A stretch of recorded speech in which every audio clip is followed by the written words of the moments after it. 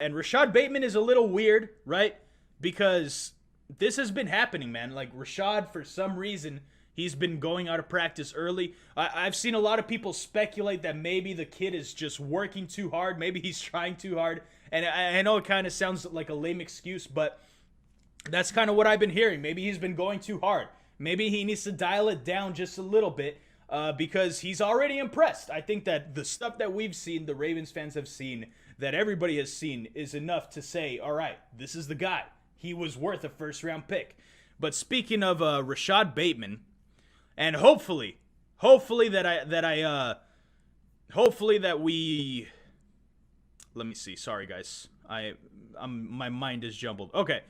So hopefully, since I'm sharing this video clip, Ravens, specifically, I'm talking to you, Ravens, do not, please, don't demonetize me. All right? Don't try to take this out of this is a reaction to this clip. This is all I'm doing. This is literally a 12-second clip.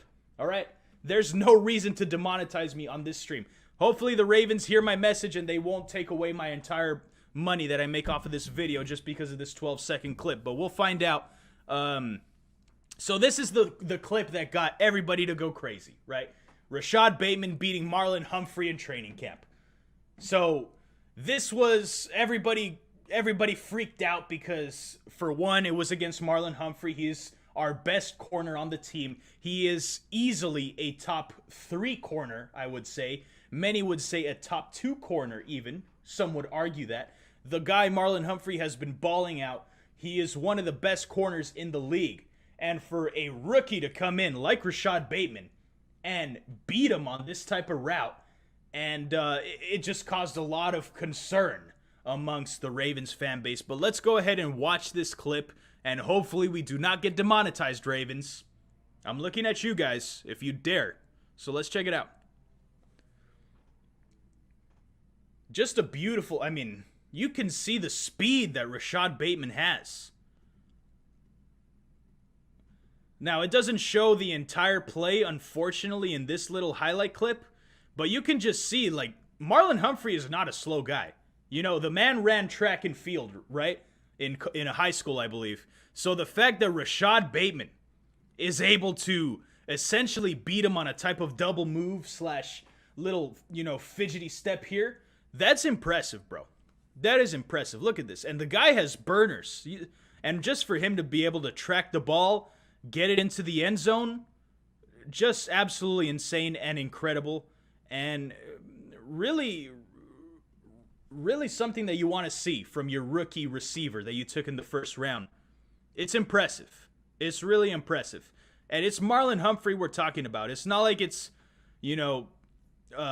those cornerback number 6 on the team, right? Cornerback number 7. We have like 10 corners. It's not one of the it's literally our best cornerback on the team, Marlon Humphrey. Now, I did want to discuss, is this a concern for Marlon Humphrey? Let's talk about that first. Let's talk about the whole concern because of this clip specifically with Marlon Humphrey and why we should just chill out, right?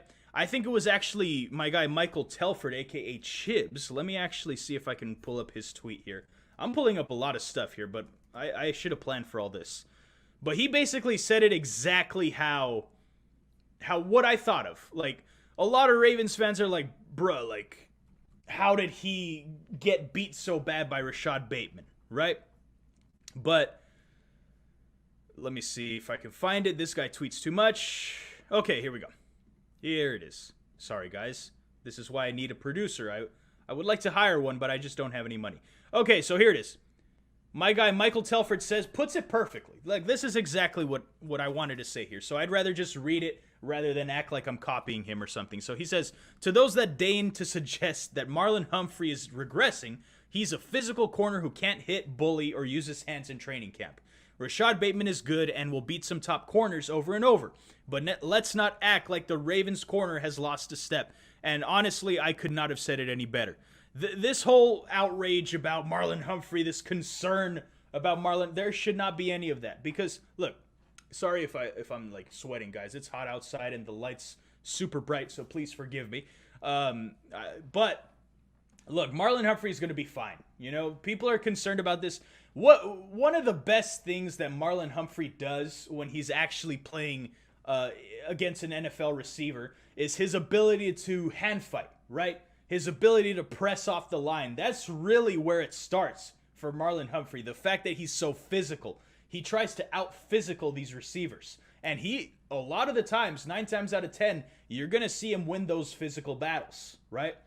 So in training camp, he can't necessarily do the type of hand fighting, the type of pressing off the line that he usually does, which is why you'll see some things like that from Rashod Bateman. But on the flip side, this is also a very good sign for Rashod Bateman. This is something to be excited about if you're a Ravens fan and this Ravens rookie. Because that means that this guy has that second gear that a number one receiver has to have, right? So it's so exciting. And the fact his route running ability, his release off the line, we've been seeing that Keith Williams and T. Martin, they've been working with these young receivers, and a lot of them have been really excelling. You're starting to see a lot of good things out of these guys. All I'm hearing from training camp is how, Trace McSorley just hit a deep touchdown to James Prochet. Tyler Huntley just hit a deep ball to Devin Duvernay. Rashod Bateman just beat Marlon Humphrey deep. Like, you're starting to see all these receivers making plays, and you love to see that, right? This is not an indictment on the corners. This is not an indictment on the Ravens defense. When it's time to play, you know they're going to show up, right? So I am not at all concerned that the fact that the receivers are beating the corners, it's actually something that you want to see in training camp. You want to see that this offense is starting to excel a little bit. Now, I think today the defense and Marcus Peters had like a pick that he lateraled to Chuck Clark, which ended up being a pick 6. So you're starting to see more plays from the defense, but you're going to see that. That's what you expect from the defense, right? But what we want to see is an improved offense, right? And the fact that this offense gets to get tested every single day against one of the top flight defenses in the league, if not, a top 3 defense in the Ravens. It's just great. It's great for this offense. And that's exactly why I wanted Lamar to be practicing right now. And it just sucks that he's stuck at home with COVID. But I just hope that he comes back healthy and he's able to start hitting these deep balls that we've been seeing or hearing about, at least, that's going on in training camp, right? It's exciting, man. It's an exciting time. I hope that this offense looks as advertised. I really do. But we're just going to have to see what happens, man. But I'm excited for these young receivers. There is no reason to be concerned about Marlon Humphrey. There's no reason to be concerned about Marcus Peters. There's no reason to be concerned about this defense. We know what this defense is about. We know what to expect from this secondary.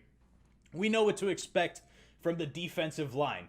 All right? So we already know that you get what you get from this defense. It is what it is, but they're playmakers, right? So this whole notion that we got to be concerned about Marlon Humphrey, to me, is stupid. Throw that out the window.